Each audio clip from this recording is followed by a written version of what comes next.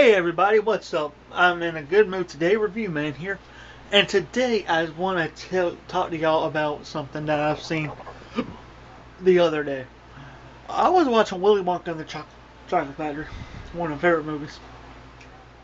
And I don't mean the Charlie and the Chocolate Factory, Johnny Depp, fruity Tim Burton crap. Tim Burton stuff. I got nothing against Tim Burton, he's a wonderful director. But I just want to say, I've noticed something that was in the movie whenever I was watching it. Whenever they announced the contest about who was winning, at each whenever they showed the winners, there was this guy who went by Arthur Slugworth, which is Willy Wonka's competitor, and he's telling all the kids the secrets. Like whenever Augustus won, Slugworth was disguised as this waiter. Whenever Violet won, he was disguised as this news reporter slash car washer. Whenever Veruca won, he was disguised as this worker in the father's chocolate bar nut factory, whatever it was. Whenever Mike won, he was disguised as this news reporter. And okay, but one thing that I've noticed is that every time that a kid won, Slugworth was there telling them that Willy Wonka's got this new thing going on, and then got this new thing going on, cause he was like telling them like the secrets and all this stuff, and that's whenever Willy Wonka had to get the Oompa Loompas because Slugworth was stealing all of his stuff, and then at the end of it, whenever Slugworth or Mr. Wilkinson, Wonka's assistant, looks just like Slugworth. I think that he created Slugworth to just for the story. I think he just created Slugworth because ain't no way that a person can look like one person and another person. But they do say everybody's got a twin out there. So anyway, and whenever Charlie won, Slugworth stops him in the street whenever he's running home and tells him about the everlasting gobstopper. And then there's a point where he says, your reward would be good food and comfort for the rest of your lives. And then that's what happens at the end of the movie when Charlie and the family moves into the whole factory. Good food and comfort because Wonka's taking care of him and Charlie's taking over the factory. So yeah, Willy Wonka rigged everything. He probably had spies and stuff out there reporting back to him that here, Mr. Wonka, there's this fat kid over in Germany, and Wonka said, okay, plant the ticket where he will find it. Mr. Wonka, there's this spoiled kid who will be good for the trash room to be a bad egg. Okay, plant the ticket where she can find it at her father's factory. Mr. Wonka, there's this gum chewer, that's the daughter of a car salesman.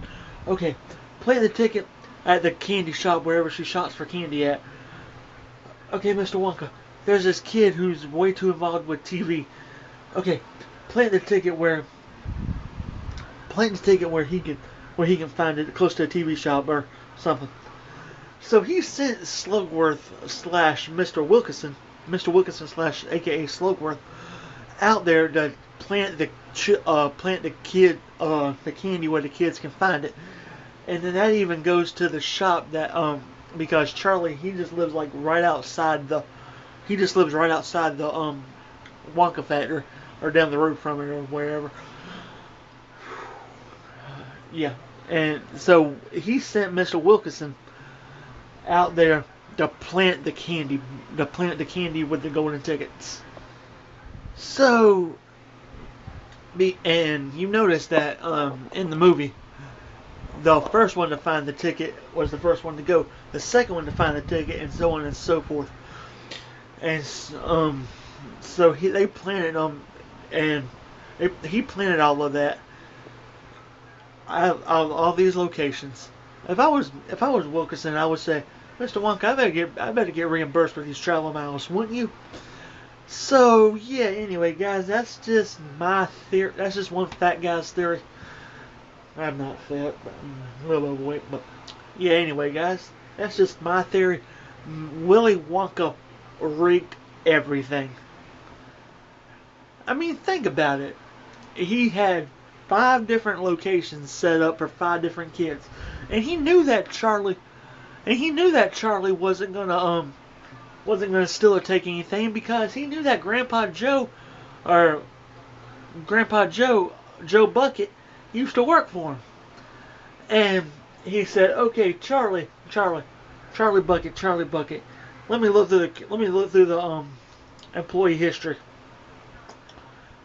Joe Bucket. Yeah, he was a good employee. He was pretty good.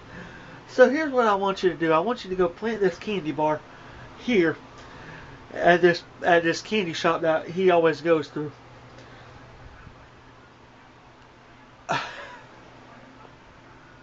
And then Mr. Slugworth says, "Okay, this boy named Charlie is going to come in here. He's a poor kid. He ain't got a lot of money. Give him one candy bar, and when he asks for another candy bar, give him this other candy bar right over here. This Wonka bar. See, I'm going to just place this right here, plant this right here." And so, yeah. But anyway, guys, I digress. That's just my opinion on it. What's you guys' opinion? I want to hear from you. Do you think Wonka planned it all? I really think Wonka did plan everything out. He's like the chocolate version of Saul. "I want a blue dude. Come into my factory. Disappear one by one. The marvelous surprises that await you." And then, but there's a difference, because he said at the end of it, whenever all the kids disappeared, he said they'll be to their mean, nasty little selves. But he has to, and then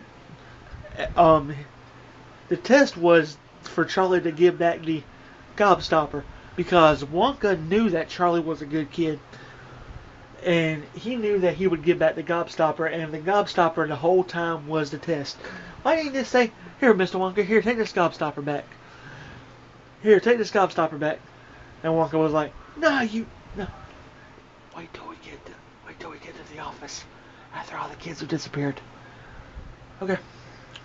So yeah, anyway, guys, that's just my opinion. What do you guys think? Like, comment, subscribe, all that good YouTube stuff, and I will see y'all guys in the next video. Peace out.